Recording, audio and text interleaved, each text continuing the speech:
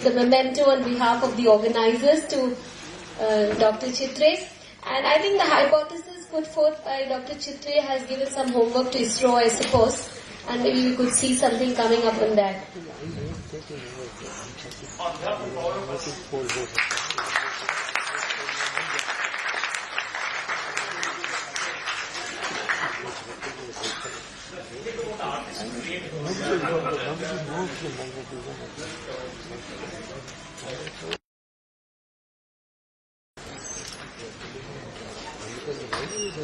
Mallika-ben, dignitaries of the dais, the missionaries of science, I see sitting around here, and the heavyweights from atomic energy, Chidambaram, and his colleagues, and Kiran Kumar from space.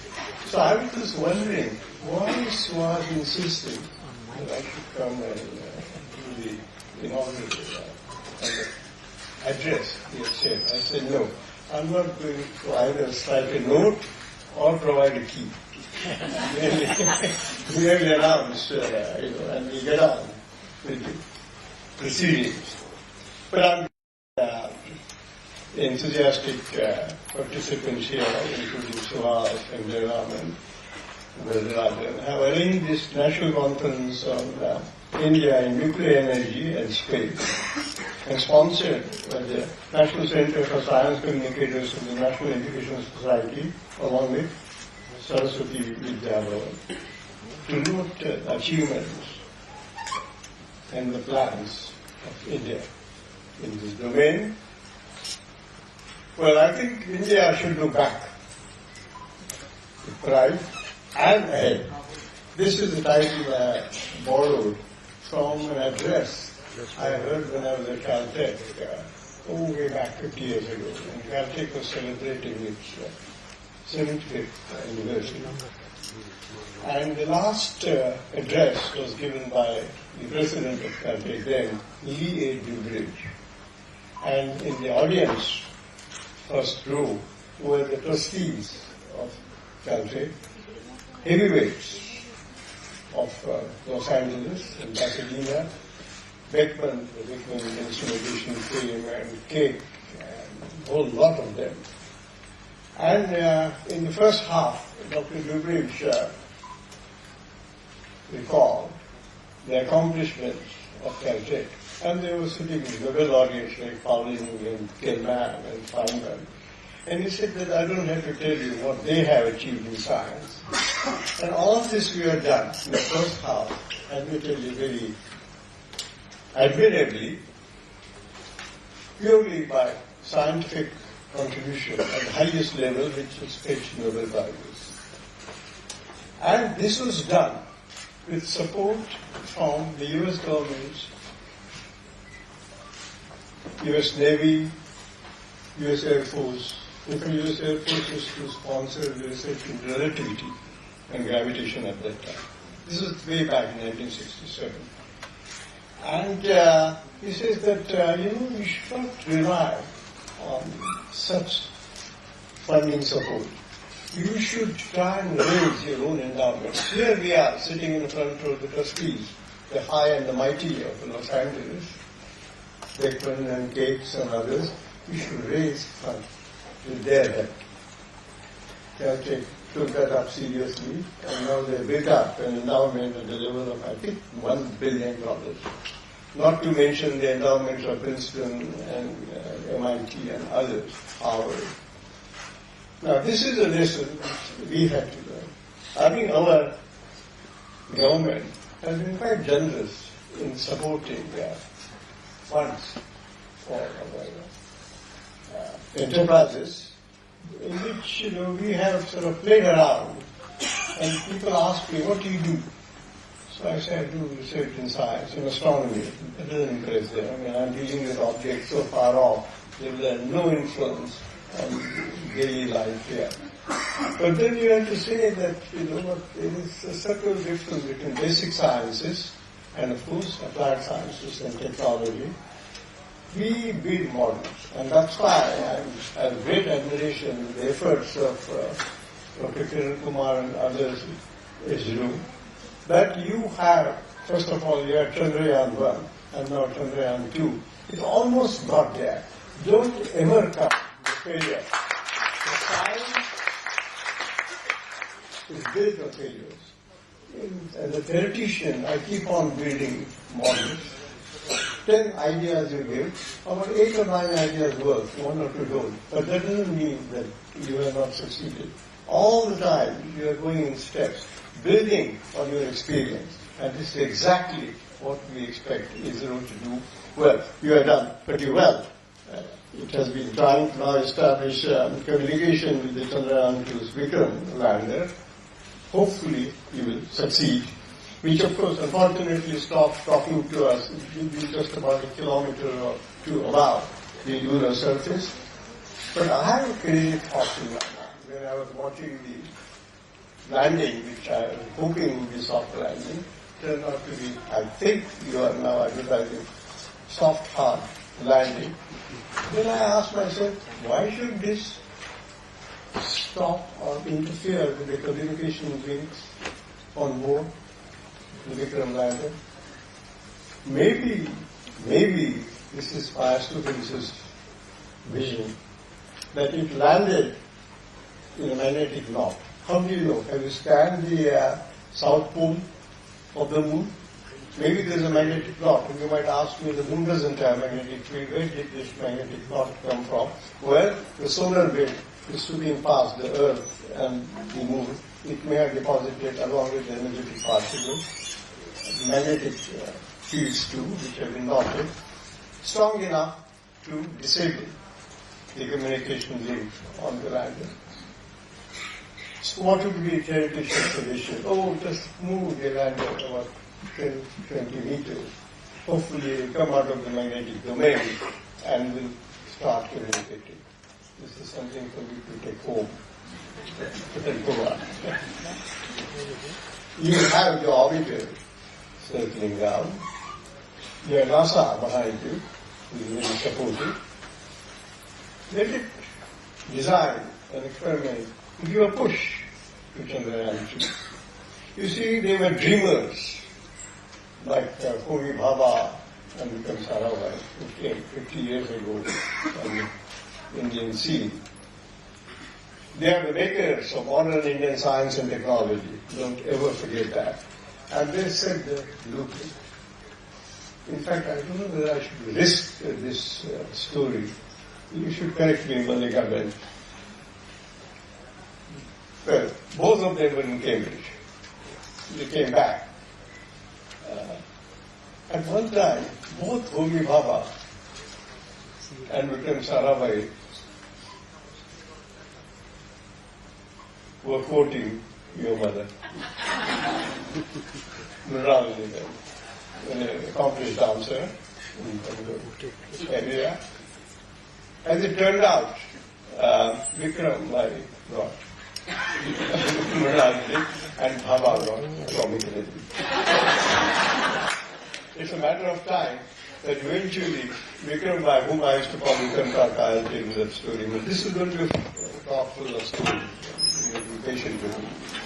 And he got, after Homi Bhabha's untimely death, his plane crash in Mont Blanc, both the atomic energy and, of course, space agency, because by then Bhabha and Vikram Kaka had decided to get into the space, and that was decided around that time. And why do I call him Vikram Kaka? You see, I was at Cambridge with Anand and Suru, neighbors of Vikram Kaka, and they had a little flat in central Cambridge, and they had help for Radhabai. Now, Radhabai was a great asset. I can assure you, because we had an open invitation to any time and have a meal. So afternoon it was convenient to drop by and come back to feed us. So both Jain Navik and I, we took advantage of that offer. Then Mandarama then occasionally would show up. And Vikram Kaka. So this became Vikram Kaka for us. And this went on. He would share his vision with us. I must say, he was a visionary. He always planned something for the future. He was a practical man, of course. He had dreams about space. I mean, having started our efforts in space with rockets being carried by bullock carts, look where it was gone. At that time, they could have asked us, the taxpayer, why are you indulging in? My only disappointment is that Vikram Kaka used to come to Cambridge often. One occasion I remember, he came and we met in Jan Nalika's rooms in King's College. This is Sunday morning. And he said, oh, I come yesterday and High Commission's office has arranged for transport to drop me here.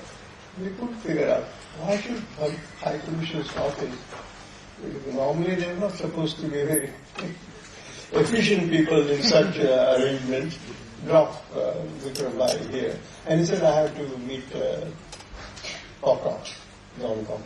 Still, the penny didn't drop. And week later, we read in the media that Vikram Sarabhai has been appointed chairman of the Atomic Energy Commission after Bhabha. So this is how we came to know about it, but Vikram didn't disclose what his mission was.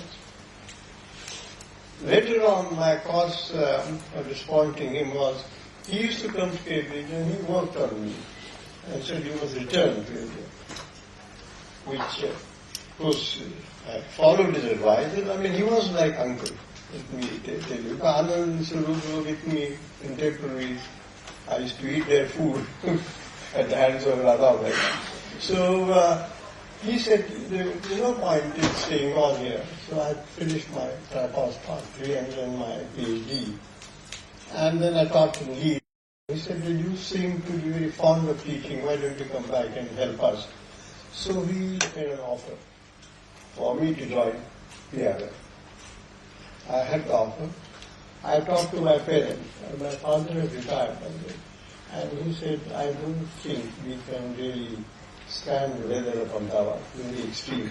They were brought up in Bandra, right from my grandfather's time. Even though my grandfather, by the way, came from Rajkot. That's another story which I don't want to tell. Yeah. So he sent me an offer. But unfortunately, my parents said that we can't come with you, you become old.